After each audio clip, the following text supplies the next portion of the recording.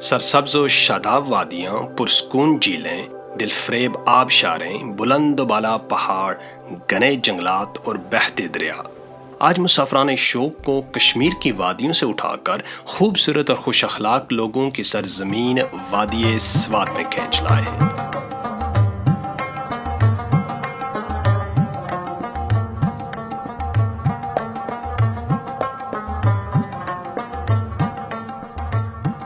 इस वादी में कुदरत अपनी तमाम तर रानाइयों के साथ जलवागर है। स्वात की खूबसूरत वादियों में एक नुमाया नाम वादी कालाम है। वादी कालाम कुदरती हुस्न से मामूर फितरत की फियाजियों का मुंह बोलता सबूत है।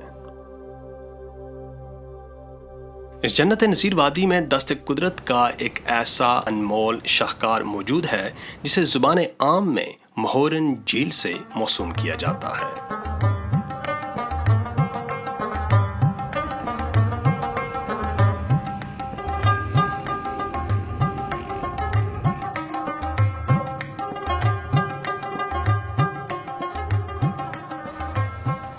पहाड़ों के अंदर दूर कहीं सदियों से छुपी हुई ये झील फितरत के अनमोल मोतियों में से एक है।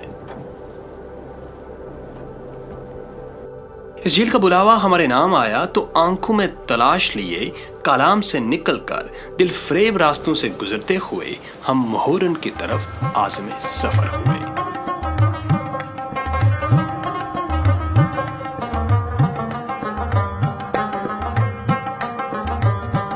महोरन कालाम से 40 किलोमीटर की मुसाफत पर शुमाल में वाक़ई है।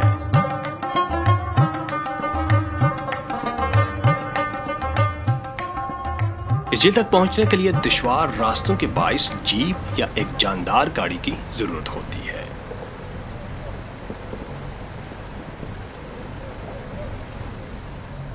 इस कच्ची और शिकस्ता सड़क पर चलते हुए आपको शदीद जिस्मानी मुशक्कत से गुजरना पड़ता है, लेकिन चेहरों पर लगती हुई ताज़ा हवा, पथरीला सा सब्ज मैदान, नीचे बहता हुआ दरिया और नीले आसमान पर उठते बादल आपको सफर की थकन महसूस नहीं होने देते। दरिया के साथ साथ जाती पहाड़ों के दरमियान से बल खाती ये सड़क बहुत ही हसीन मनाजर की अमीन है।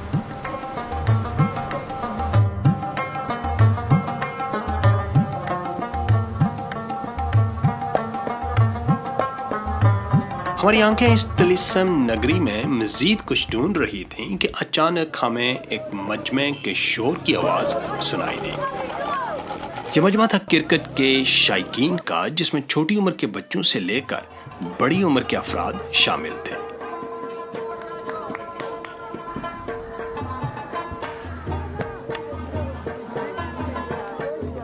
हम भी बेख्तियार इस अनजान इलाके के अजनबी मजमे में शामिल हो गए, लेकिन बेगानगी का एहसास उस वक्त अपनायत में बदल गया जब इस पुश्तून मजमे का एक फर्द हमें अपने घर ले जाने पर बज़िद हो गया।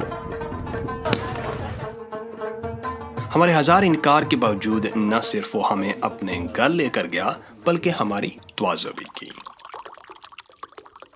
जिस तरह ये इलाका खूबसूरत है, इसी तरह यहाँ के लोग मुहब्बतें बिखेरने वाले, प्यार करने वाले और मेहमान नवाज हैं।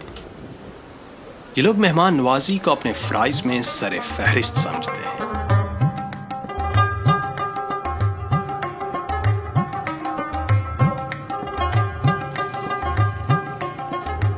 हमने अपने मेज़बान से इजाज़त तलब की और दरियाई नालों, बहती नदियों और कच्चे रास्तों से आगे बढ़ते हुए ऊंचे पहाड़ों के अंदर दूर कहीं सदियों से छुपी हुई महोरन झील की तरफ रवाना हो गए। महोरन जाते हुए रास्ते में बहुत खूबसूरत मकामात आते हैं।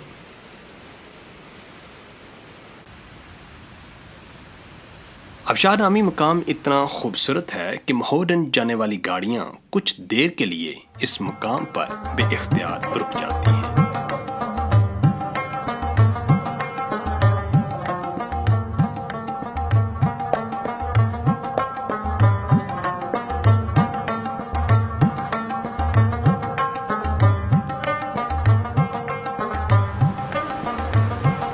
पथरीले मैदान से गुजरते हुए हम एक बार फिर घने जंगल में दाखिल हो गए। ठंडी ठंडी हवाओं के झोंके गाड़ी की खिड़कियों से टकराकर हमें ताजा दम कर रहे थे।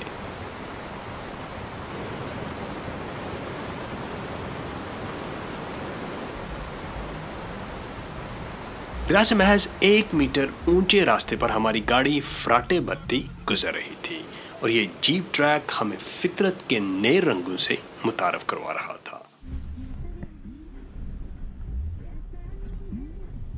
दरख्तों के साए में गाड़ी चलती रही और पहाड़ों में शोर मचाता, वसीला जाग उड़ाता, तंग दरों में बहता सब्ज पानियों का दरिया हमारी निगाहों की सिराबी करता रहा।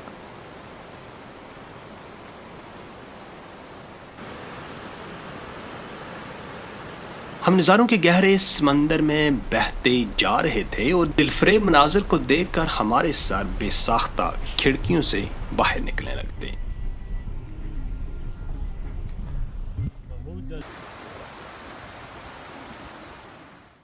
हमारी गाड़ी सरसब्ज पहाड़ी गांव में दाखिल हो रही थी और रास्ते में गांव के बच्चे हमें मुस्कुरा कर देखते और हम उनको।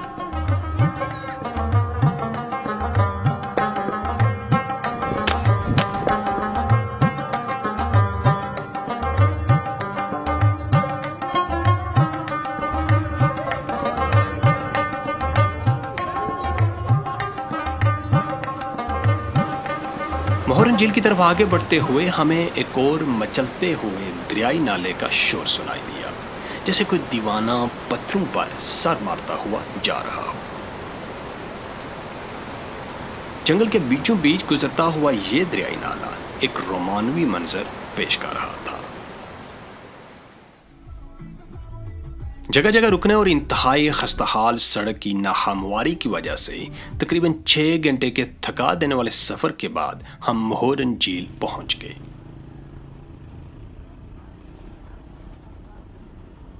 अंधेरा छा चुका था और हवा में सर्दी भरी हुई थी। आसमान के स्याह आंचल पर लाखों सितारे बिखरे पड़े थे और पुरइसरार खामोशी वादी में गूंज रही थी। इस गुप अंधेरे में स्वाय चंद हेमों के दूर दराज तक आबादी का कोई नामो निशान नजर आ रहा था। फिर अचानक हमने एक शख्स को अपनी तरफ बढ़ते देखा। इस हंसते मुस्कुराते शख्स ने हमें खुश आमदेद कहा और हेमो बस्ती की तरफ ले गया। इस शख्स से इस अजनबी वादी में हमारी पहली मुलाकात थी, लेकिन उसमें इतनी मेहमान नवाजी और अपनाइयत जैसे हमें सदियों से जानता हो। जब सारा मुल्क गर्मी से बुलबुला रहा होता है, तब भी ये इलाका शदीद सर्दी का मंजर पेश कर रहा होता है।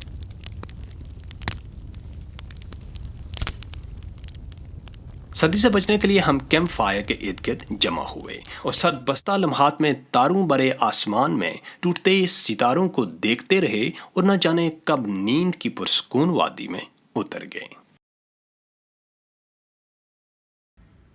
अगली सुबह की पहली किरणों के साथ हमारी आंख खुल गई और हेमे से लड़खड़ाते हुए हम बाहर निकल गए।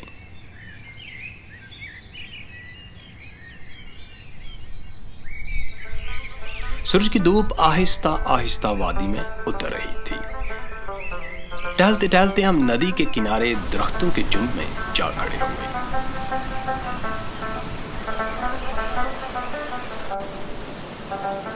चारों तरफ बुलंद पहाड़, दरमियान में फैली हुई वादी, सरसब्ज मैदान और उसके साथ बहती हुई नदी एक निहायत ही खूबसूरत मंजर पेश कर रही थी।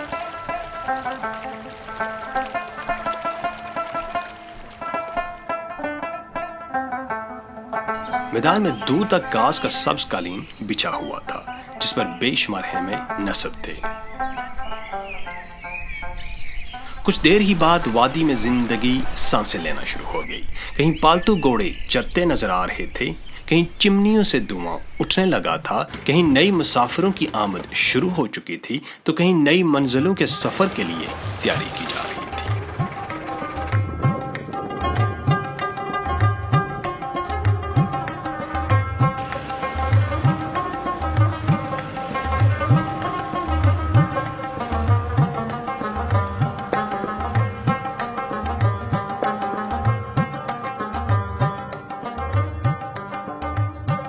नाश्ते के बाद हमारे कदम खुद ब खुद झील की तरफ उठने लगे। हर तरफ हरियाली, आसमान से सरगोशियां करते हुए पहाड़, सब्ज नीले पानी। न जाने कितने सालों से ये झील हमारा मन बहलाने की मुंतज़िर थी।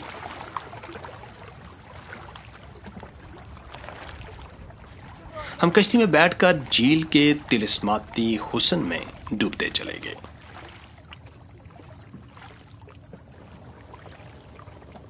होशरुबा फितरी नज़ारों में डूबी इस झील को देखकर यूं लग रहा था कि जैसे ये झील किसी हुस्न प्रस्त की मुंतजिर हो कि वो इस वीराने में आए और इसका हुस्न देखकर इस पर आशिक हो जाए।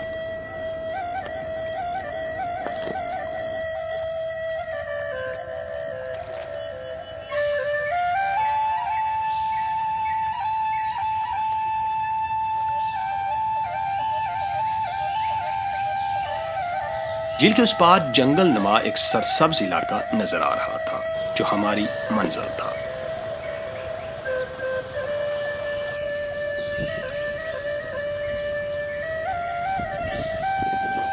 इस झील किनारे बैठकर इंसान अपनी परेशानियां और थकान भूलकर कुदरत के दिलकश नजारों में महव हो जाता है।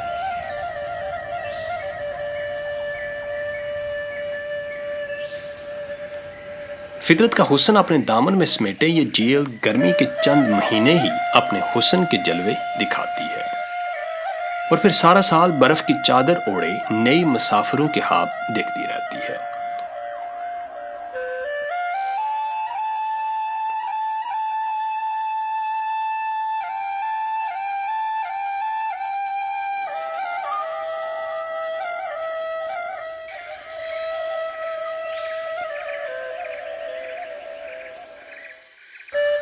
झील किनारे बैठे मेरे अंदर अजीब सी कैफियत पैदा होने लगी। यूं महसूस हो रहा था कि बुलंद बाला इमारतों के दामन में दौड़ती हुई जिंदगी से छुटकारा पाकर अपनी बाकी की सांसें इस तिलिस्म नगरी के नाम कर दी जाएं।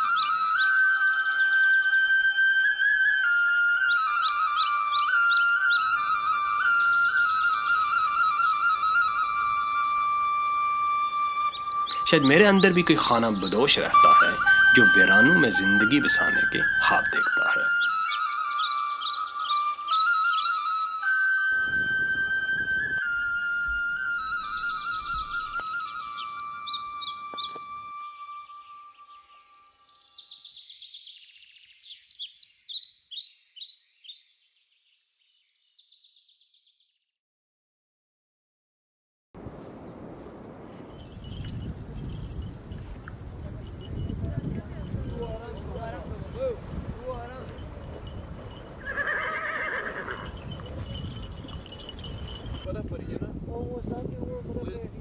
सड़क नहीं जाती उधर गाड़ी नहीं जाता है।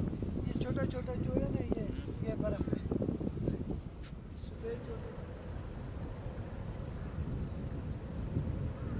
इस हैरत कदा में कुछ हसीन लम्हे गुजारने के बाद आंखों में खूबसूरत ख्वाब बसाए हम जगमगाती बत्तियों के साए में गुजरती शहर की रूखी जिंदगी की तरफ लौट गए।